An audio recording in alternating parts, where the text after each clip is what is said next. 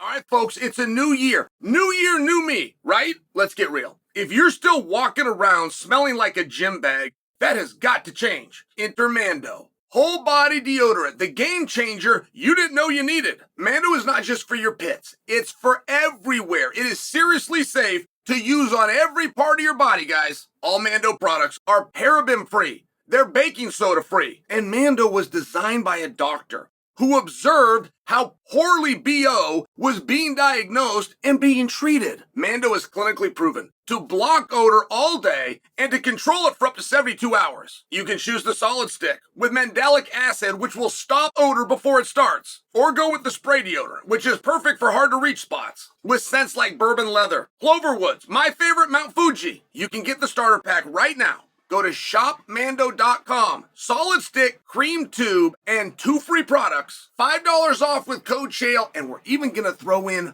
free shipping. That's 40% off just by going to shopmando.com and using the code Chael. Smell fresher, stay drier, and dominate the new year with Mando. Is Tyson Fury retired? Okay. I believe that he might believe he's retired. I don't believe that Tyson Fury is using a retirement as a way of publicly negotiating or trying to get a bigger fight or trying to get you guys to do the, oh, shucks, we sure will miss you, which is a real thing. Even to a grown man that's the strongest man out there. He will still do things to get that little pat on the back. Oh, come on. Oh, don't say you're done. Boy, you're the great hope of Britain.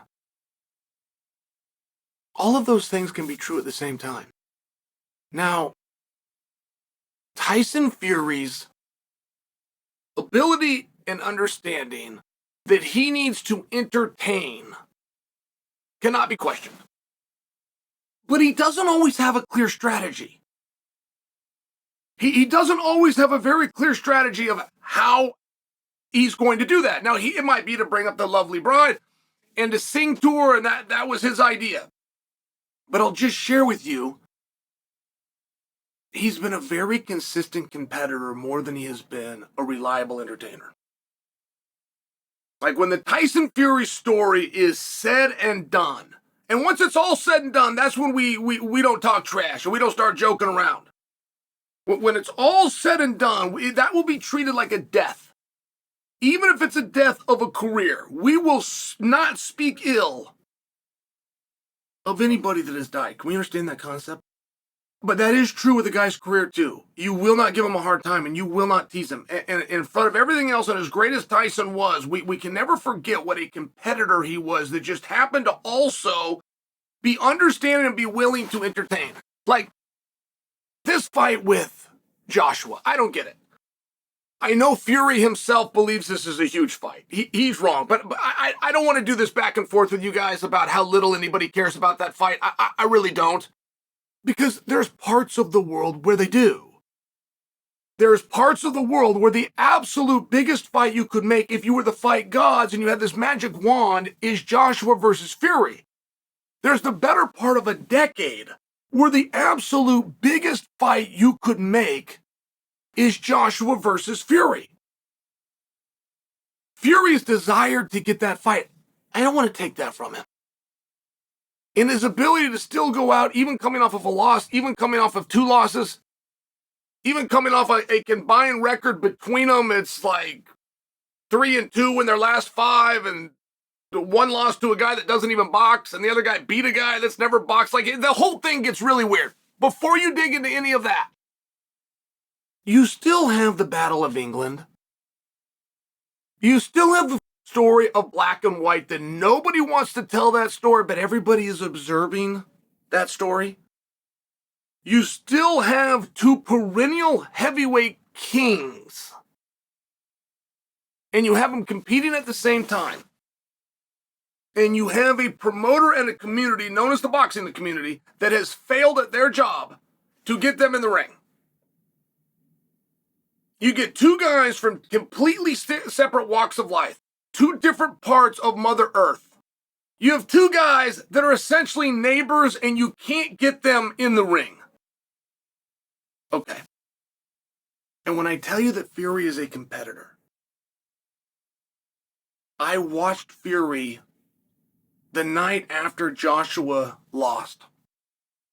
And somebody was talking to Fury about making the fight, and Fury stopped him right there, and he said, hey, you got to understand, I've never had a problem with this Joshua guy. And this is when they're going after each other 5, 6, 7 years. And Fury says, hey, I've never had heat with this guy. I want to be the unified champion. Because Joshua is no longer a piece of the unification of the crowns, I'm done with him. And it was a very interesting interview because, you see, that there's a fine line between greatness and insanity. And where these greats, what makes some of the greats keep on ticking? And this is where Tyson was letting us in on it. And it was a huge deal. It was a huge deal that he said, I am no longer interested in Joshua. I wish him well. I hope he has a great life. And Fury explained it to the audience. Done through the reporter on the microphone. You have always misunderstood that I have a problem with him. I have always assumed he would be one piece of me unifying the championships, and that alone is the only problem I've had with him. And Fury then continued on the journey, and they're very different guys. Fury is a fighter. I don't want to pick on Joshua. He is terrible. You have guys that are bad. He is terrible. He's a very athletic guy. There are no good athletes that box. The world's best boxer would not play a single down in the NFL. They would never make it to tip the ball off in the NBA. You have rejects of athletes that, because they could do nothing else, box. And I'm not making fun of them. I'm telling you very legitimately, Anthony Joshua is one of those athletes that probably could have been a linebacker for the Chargers. He probably could have got some ends as a tight end for the 49ers. Like, he was a very legitimate athlete that ended up in boxing, so he was able to look like a great boxer. He was great compared to other boxers. And I'm not trying to give him a hard time. I'm just trying to share with you why this fight doesn't really work. And then you've got Fury, who could not have made it in any sport. He's awkward. He's gangly. The kid walking down the hallways and you're kicking his feet out. Which one of you did it? He's a dork. Boy, he worked hard, didn't he? And boy, he could take a punch, couldn't he? And boy, and that weight helped him. Having a weight limit, having a certain, that was a byproduct of him getting in shape, him staying focused, him leading a clean lifestyle. Those things, to the degree that they happen, had to happen, or he never could have beat the scale. I never loved the idea that Fury was going to have to go fight Joshua, because I could see there was such a significant difference in fighter, in work ethic, in who wants it. But they were close in the rankings, and you had a really good fighter that should have been celebrated, and you had an athlete that went into fighting, and that's okay too, right? I mean, take the tools that they gave you. I can't do anything about being charming and being handsome and being your favorite person to listen to. Like, there's nothing I can do about that. But I do think that it's very interesting that for right now, Fury says that he's retired. And I believe him that he thinks he's retired. And boy, it's a fun thing. And boy, that's a cool thing to be retired. You'll love writing that on forums. You'll love telling someone. They'll go, my God, you're retired. You're so young. How'd you get there? Which is all you're teeing up for when you found a way to mention you were retired in the first place. You're just teeing them up to, how did you get retired so fast? And that's where you bring in, I was a prize fighter and I was very good at it. And I made all sorts of money. That's what you're attempting to tell a story. All very fun and cool things that I do believe today, as Tyson Fury tells us, he also believes. And then you realize there's only so many shows on television. And you realize you're not really that into reading books. And you realize that those interviews you used to get on your schedule became a bit mundane.